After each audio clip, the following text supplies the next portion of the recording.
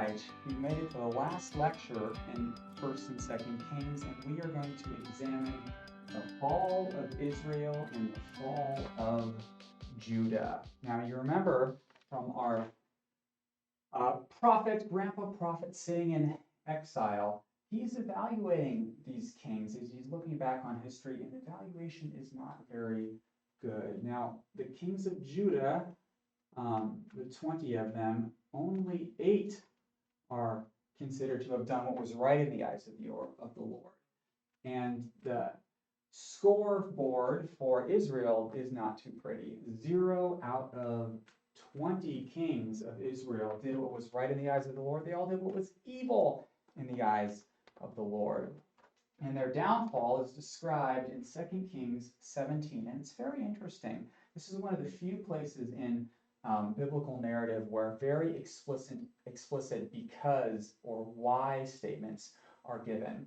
And I want to read that chapter for you and just highlight a couple of the reasons which led to Israel's downfall.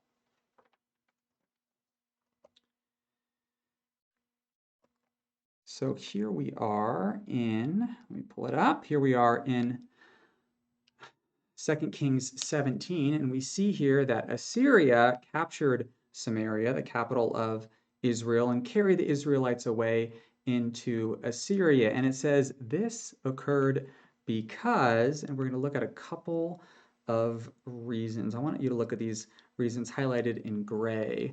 They feared other gods and walked in the customs of the nations whom the Lord drove out before the people of Israel during Joshua's conquest of the land. Down in verse 11, they made offerings on the high places as the nations did, whom Yahweh carried away before them. One more time, they went after false idols and became false, and they followed the nations that were around them.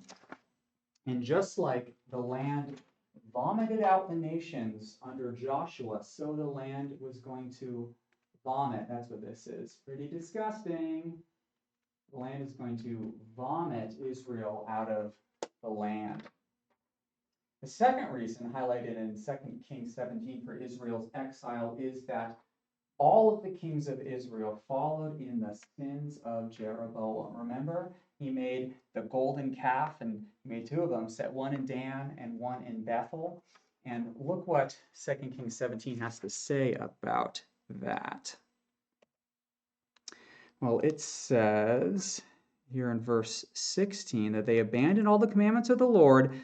Think about the first 2 commandments, and made for themselves metal images of 2 calves. And they set one in Bethel, one in Dan. And look down at verse 21. It's going to focus on this again.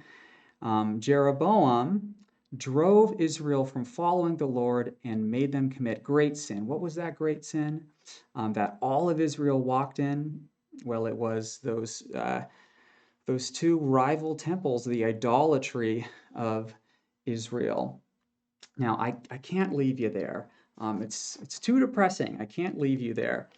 The prophets do anticipate a reunification of Israel and Judah coming back together again, and the staff of Israel and the staff of Judah being joined to form one nation under one king. Take a look at Ezekiel 37 and read about that exciting prophecy. Now, the kings of Judah are a mixed bag. Like we said, there was 8 kings that were, all right. And when it came to those kings, the good kings would often lead reform movements. And these reform movements would often involve repairing the temple. Here's a good king, and he's repairing this temple, which is in total disarray. Here's a block. Let's put that block somewhere over there. And some of those reforming kings are Asa, Joash, Jotham, and Josiah. All those 4 kings helped to repair the temple. But this concept of the temple and its condition draws attention to a very important theme in Kings, and that is the significance, the importance of a single place of worship. Now, of course, that was the main sin of Israel, there being 2 places of worship that were not Jerusalem. But kings of Judah were also evaluated upon whether they had a single place of worship or not, and that has to do with the high places. Now, really bad kings in Israel, they would multiply high places. These are high places, by the way. Don't know if you could tell. This is a little green hill, and that's a box on the hill, which is an altar where they would sacrifice animals. It's a high place. So the bad kings would multiply these high places. They put high places everywhere, probably worship other gods on them as well. Now, the good kings, there were 8 of them. 6 of the 8, it says, they did what was right in the eyes of the Lord, but nevertheless, they did not get rid of the high places. Only 2 kings actually did get rid of those high places. Do you remember who those 2 were?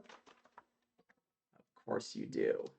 Hezekiah and Josiah. Hezekiah and Josiah got rid of the high places, but those bad kings, like Manasseh, they contributed to the plundering of the temple and the building of high places. So Kings intends us to trace this theme of the condition of the temple throughout 1st and 2nd Kings. Is the temple in a good state? Is the temple in disarray? And it becomes a barometer for the spiritual health of Israel. Take a look at this. This chart looks at kind of the progression of the gradual progressive destruction of the temple. It started perfectly under Solomon, but then under Rehoboam, who was a bad king, by the way, it got totally plundered when Shishak of Egypt attacked. And then Joash, who actually was a good king, he himself plundered the temple when he removed treasures from the temple treasury to pay off Syria so that Syria wouldn't destroy them. And you see this kind of thing happening again and again. Kings continually, even the good kings. Look, Hezekiah, he plunders the temple treasury to pay tribute to Assyria, it says in 2 Kings 18. So we see this progressive destruction and dissolution of the temple. Now, the question is, why does this matter? Why is this significant? Well, it's significant because of God's eternal choice of Jerusalem. This is God in this cloud here, and he's going to reach down, he's going to say, I chose Jerusalem. I chose Jerusalem, and I chose it forever. And there's this intimate link, this bond between the Davidic covenant and God's choice of the city of David. Take a look at Psalm 132 to kind of flesh out that connection. But it's really significant and important because when God restores then the kingdom to David, when he restores the kingdom, and it's going to look like this, he's going to restore the temple too. He's going to restore the city of Jerusalem. And the prophets are going to speak about that time and time again. All right, we have covered so much of Kings. Through all of this, and all we have left is this right here, the little appendix, the glimmer of hope that our merciful grandpa prophet there in exile is going to leave us with. A glimmer of hope which points to the coming Messiah. This looks at Jehoiachin, who's taken into exile in Babylon in the year 597. He is, after being in exile for like 30 years, he's released from prison. That's what these shackles are all about. And he's exalted in Babylon.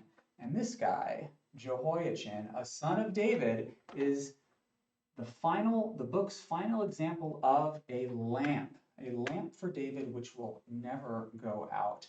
Let's take a look at this final appendice in the book of 1st and 2nd Kings. So here we are. We're at the very end of Kings. Chronicles comes right afterwards. And it says, in the 37th year of the exile of Jehoiachin, the king of Babylon freed Jehoiachin and spoke kindly to him, gave him a seat above the other kings, and he dined regularly at the king's table. He had an allowance. It's kind of interesting, as long as he lived. And there you go. That's how the book ends. Now, I called Jehoiachin a lamp, and here's why. Now, the lamp of David could have gone out so many times in Israel's history. It could have gone out after Solomon's horrible sin. When the kingdom was divided in two, it could have just been divided in one and it went off to Israel, and there's no more son of David on the throne. But look what it says in 1 Kings 11:36. Yet to his son I will give one tribe, that David my servant may always have a lamp before me in Jerusalem. Look at 15:4. This is Judah's second king, Abijam, he does what's evil in the sight of the Lord. But even though he did what was evil, now we have two kings in a row that are evil in Judah. This is terrible. For the sake of David, Yahweh his God gave David a lamp in Jerusalem, establishing that city. You kind of get the picture. There's one more. 2 Kings 8:19. And this is when the kings of Judah started to look like the kings of Israel, following after Ahab, doing what was evil in the sight of the Lord. Yahweh, even though Judah started to look so much like Israel, was not willing to destroy Judah for the sake of David, since he promised to give David a lamp to his sons forever. So why would this fact, this little funny appendice, why would this be good news to the exiles here in Babylon? Well, think about it. I bet you that some of these guys, they probably knew Jehoiachin. They probably knew him personally. And if they didn't, they probably knew his son, Shealtiel, or his grandson, Zerubbabel, two of the leaders that are going to return Judah back to the land. So when they saw Jehoiachin, their buddy, getting exalted in Babylon, that was proof to them that it was still possible for a future son of David to obey Yahweh's commands fully and to usher in this glorious kingdom. Now, do we know who this future son of David, son of Jehoiachin is? Well, take a look with me at a genealogy in Matthew chapter 1. New Testament. Matthew chapter 1. Genealogy starts with Abraham, goes down to David, and then transitions to the exile, the deportation to Babylon. But look what it says here in verses 11 and 12.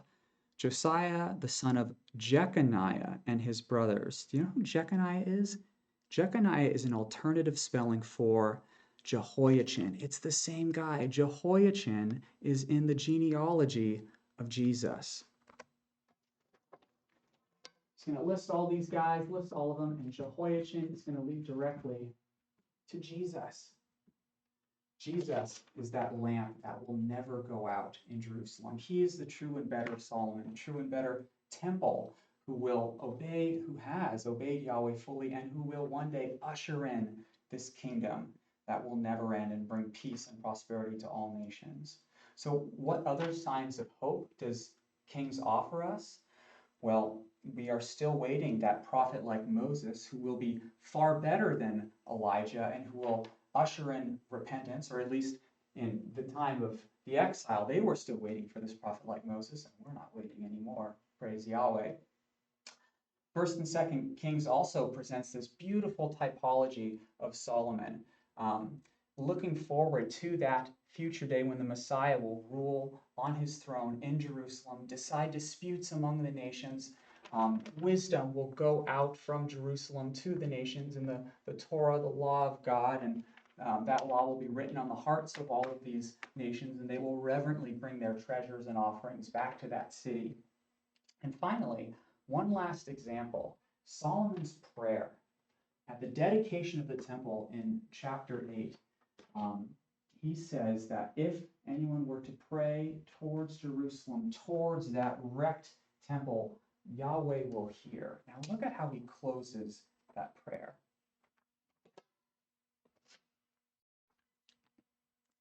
Back to 1 Kings 8.